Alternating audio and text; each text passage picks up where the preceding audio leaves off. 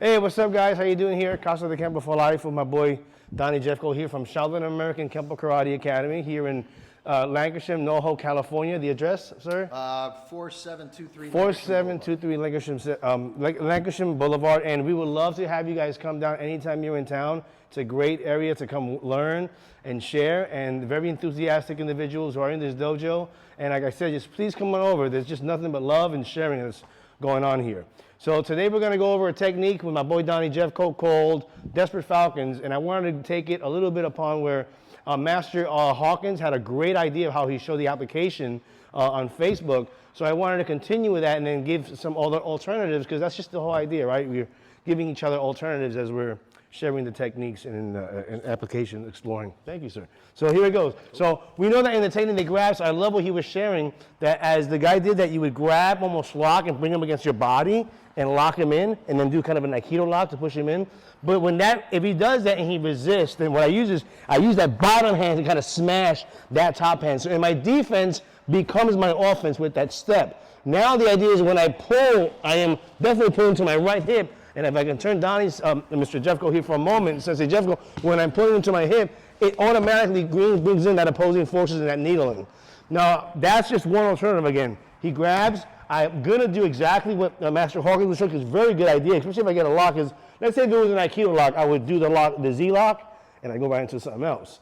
But right now, we're not focusing on just that application. As I'm trying, he fights it, so bam, I smash his hand with the bottom of his hand as I pull, and then use that universal strike.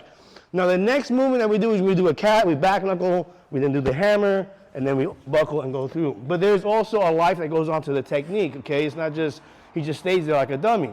So what's happening as that feed and I pull through and I hit, when he does that, he's immediately going to come back to hit me. So that feeds in that right shot. And if I turn back again this way so you can see us together, as I feed that shot, that allows my elbow to go through. Now, the hand might be up, so if that occurs, I can slip under, and now here's your hammer to the kidneys at the same time. And what we're doing, I'm just utilizing that same motion, that circular motion, but instead of going upward, I'm going to the lower zone as I go right into that.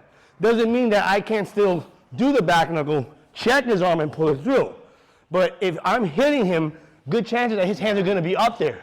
And if he comes back to me, I want to get underneath that as I'm doing. And one thing we can also apply is a sandwiching or a guillotine effect. So as I hammer him, my right leg does a white kneel to spread him. So that gives me more pop impact behind that strike as well. Then I go into the elbow, which of course if he continues to come in, I cut off that circling line, buckle, hammer the groin, and then we cross out.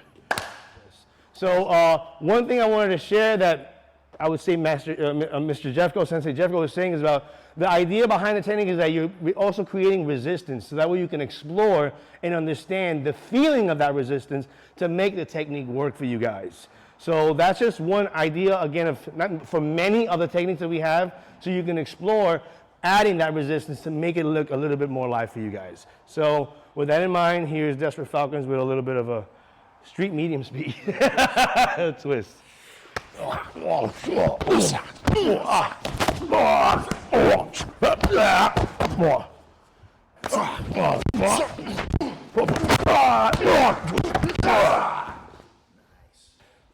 good. Thank you.